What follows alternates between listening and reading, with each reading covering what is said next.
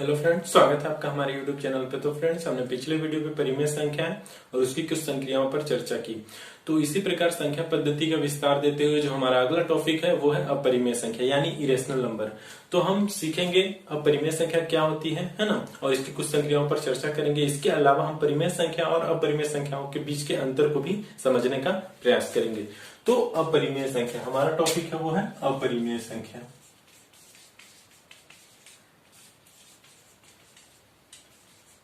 अपरिमेय संख्या यानी irrational number, अपरिमेय संख्या। तो अपरिमेय संख्या का साधारण परिभाषा है कि जिसे हम p बटा क्यू के रूप में नहीं लिख सकते। इजिकल टू नो p बटा क्यू, वो क्या है हमारा अपरिमेय संख्या। यानी जैसे √3 हो, √2 हो, ये सब क्या है हमारे, पाई हो, ये सब क्या है, ये हमारे अपरिमेय संख्याएं हैं। तो अपरिमेय संख्या जिसे हम p बटा क्यू के रूप में नहीं लिख सकते, तो इसको और अच्छे से समझने का प्रयास करते हैं। उसके लिए हम पहले चलते हैं परिमेय संख्या पर और जानेंगे कि परिमेय संख्या क्या है ना। वो तो और पिछले वीडियो में हमने अच्छे से जाना है परिमेय संख्या के बारे में, तो थोड़ा सा उसके और अंदर मतलब थोड़ा और अच्छे से इस पर हम विस्तार से थोड़ा चर्चा करेंगे परिमेय संख्या पर, और फिर अपरिमेय संख्या को जानेंगे। तो जैसे परिमेय संख्या, तो परिमेय संख्या का परिभाषा क्या था, परिमेय संख्या यानी जिसे हम p बट्टा क्यू के रूप में लिख सकते हैं, जहां q इजिकल टू 0 न हो। तो परिमेय संख्या यानी जिसे हम p बट्टा क्यू के रूप में लिख सकते हैं, वे क्या है हमारी परिमेय संख्याएं। तो परिमेय संख्या जैसे एग्जांपल 1/2 ले लीजिए, ये क्या है हमारा परिमेय संख्या है।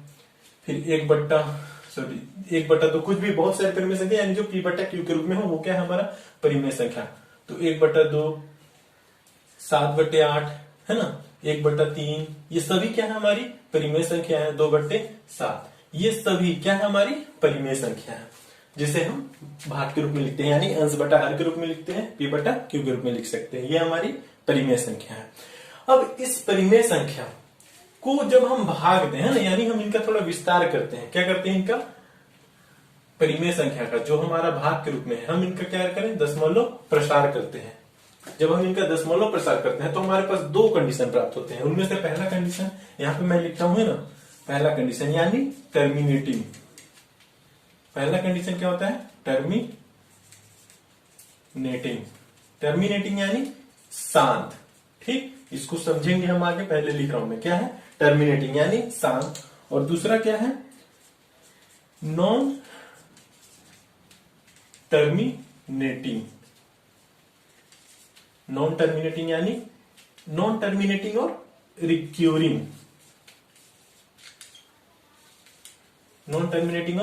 मतलब अशांत आवर्ती।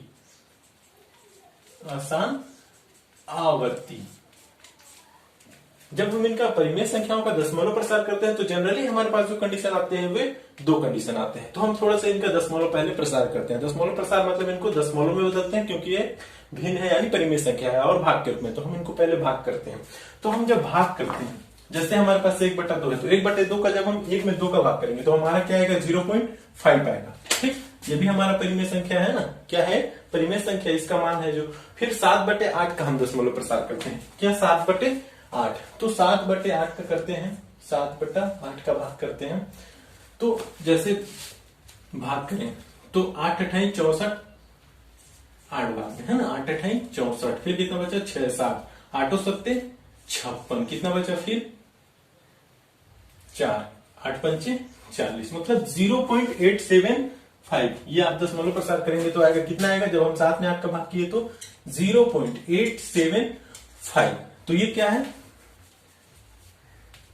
ये भी हमारे परिमेय संख्या है, इसका मान है ना 0.875, ये आया। उसके बाद 1/3। अब 1/3 का जब हम प्रसार करते हैं, 1 में हम 3 का जब भाग दें तो क्या आएगा हमारे पास, पॉइंट लगा 3 3 9, कितना बचा 1, फिर मतलब 3 बार आएगा 0.333। तो इसको हम जनरली क्या लिख देते हैं, 0.3 के ऊपर बार लगा देते हैं, मतलब 3 बार बराबर है ना, तो 0.3 के ऊपर बार लगा दिए। उसी प्रकार आप 2.7 का भाग करिए, 2 में मतलब 7 का भाग करते हैं जब हम, तो दशमलव लगाए, 1 0 बढ़ा, 7 दूना 14, कितना बचा 6, फिर 0 लगाए, 7 8 56,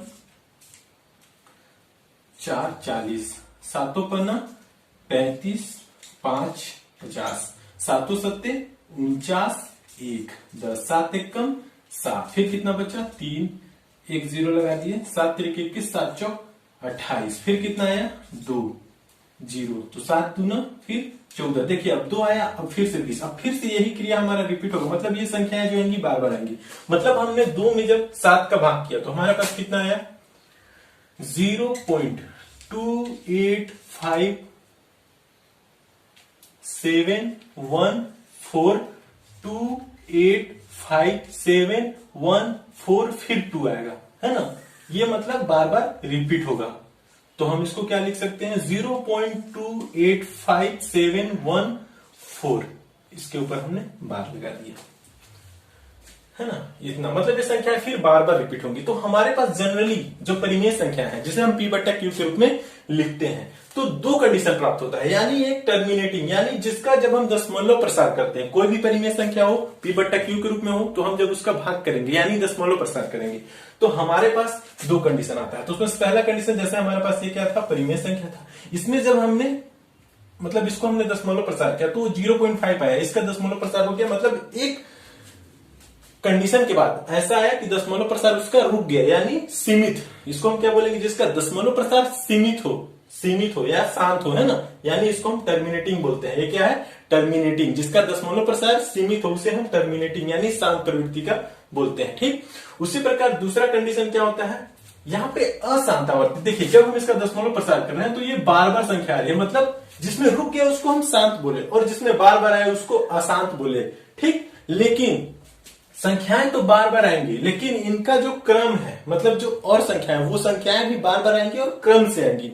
जैसे 3 आया, है ना, ये हमारा क्या है, ये भी, इसको जब हमने किया तो ये हमारा कौन सा है, दूसरे कंडीशन का है ना, क्या है, जब हमने इसका दशमलव प्रसार किया तो 0.3, मतलब 3 बार बार आएगा, मतलब अनंत तक आएगा, जब तक करते जाएंगे असीमित, यानी जिसका दशमलव प्रसार असीमित यानी अशांत हो, ठीक, अशांत हो और आवर्ती हो। आवर्ती मतलब संख्याएं बार बार आएंगी और एक क्रम से आएंगी, जैसे 2 के बाद 8 आया, 5 आया, 7 आया, मतलब ये क्रम से आएंगी, तो इसे हम क्या बोलते हैं, अशांत आवर्ती। मतलब हमारे पास 2 कंडीशन की परिमेय संख्या है जब हमने इसका दशमलव प्रसार किया। पहला कंडीशन टर्मिनेटिंग यानी शांत, और दूसरा नॉन टर्मिनेटिंग रिक्यूरिंग मतलब अशांत आवर्ती दशमलव प्रसार।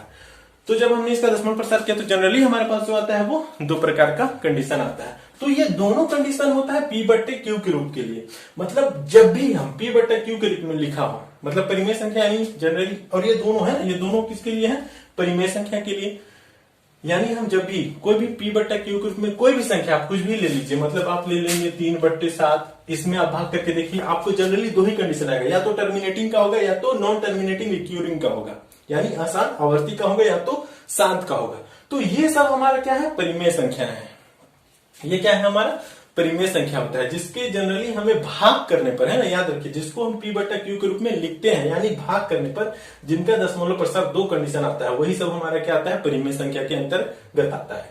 इसके विपरीत जब अपरिमेय संख्या की बात आती है, अपरिमेय संख्या यानी जिसे हम p/q के रूप में नहीं लिख सकते, जैसे √3 √2, यानी इसका जो मान होगा, इसका भी जब हम दशमलव प्रसार करें, है ना, इसका आप दशमलव प्रसार करना तो जानते ही होंगे, अब नहीं जानेंगे तो हम आगे अगले वीडियो में सीखेंगे, जैसे √3 हो, √2 हो, ये सब हमारा क्या है, अपरिमेय संख्या है। और इनका हम जब दशमलव प्रसार जब इनका करते हैं तो वो हम आगे सीखेंगे, दशमलव प्रसार करना ये अलग विधि, ये जनरली भाग करने पर कभी नहीं आता, भाग करने पर नहीं आता, इसीलिए हम इसको p/q के रूप में यानी भाग के रूप में नहीं लिखते हैं, इसे हम भाग के रूप में नहीं लिखते हैं, और इसे ही हम अपरिमेय संख्या बोलते हैं। तो इसका कंडीशन होता है वो तीसरा कंडीशन होता है। तीसरा कंडीशन यानी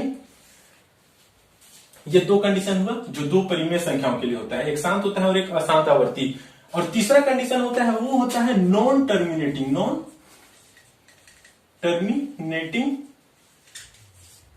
रिक्यूरिंग, नॉन टर्मिनेटिंग और नॉन रिक्यूरिंग, यानी अशांत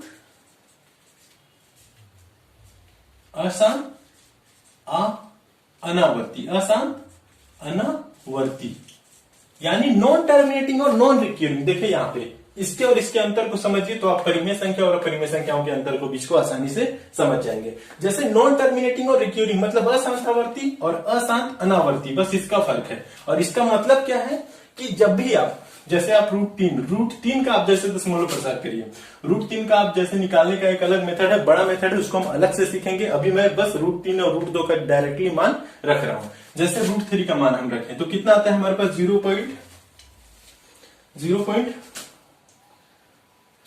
रूट 3 का मान 1.1732050808007। ये बहुत लंबा चौड़ा मान है, और देखिए इसमें कोई भी संख्या रिपीट भी नहीं होती है ना, डैश डैश कुछ भी आती है। ये किसका मान है, रूट 3 का। रूट 3 का मान कितना होता है, 1.1732050 है ना, 80। और इसके अलावा भी और भी आप जब निकालेंगे रूट 3 का मान या कहीं से देखेंगे तो देखिएगा उसमें विस्तार बहुत ज्यादा रहता है, लंबा रहता है ना। तो देखिए ये क्या होता है, नॉन टर्मिनेटिंग नॉन रिक्यूरिंग, मतलब अशांत अनावर्ती। अशांत हो गया, अशांत मतलब संख्या अनंत तक आएगी, बार बार आएंगी, इसीलिए मैंने यहाँ पे डैश डैश लगा दिया है ना।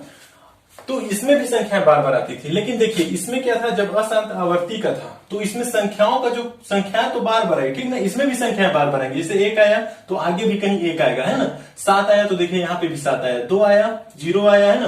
तो ये कहीं ना कहीं पर आएगा, लेकिन अंतर क्या होता है इसमें कि एक क्रम में आते हैं, 2 के बाद 8 7 5 7 1 4 फिर 2 8, ऐसे क्रम में आएगा, मतलब आवर्ती होंगी इसमें, है ना। मतलब बार बार आएंगी और क्रम से आएंगी, है ना। संख्याएं तो बार बार आएंगी लेकिन क्रम से आएंगी। लेकिन इसमें क्या होता है कि संख्याएं भी आएंगी, है ना।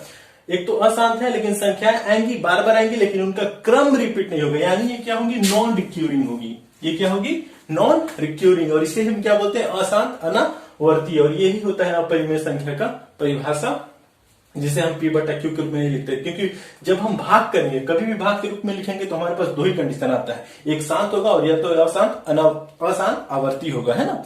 लेकिन इसलिए हम P बटा Q को भाग के रूप में नहीं लिखते हैं, क्योंकि 2 कंडीशन आता है ना P बटा Q का, जब हम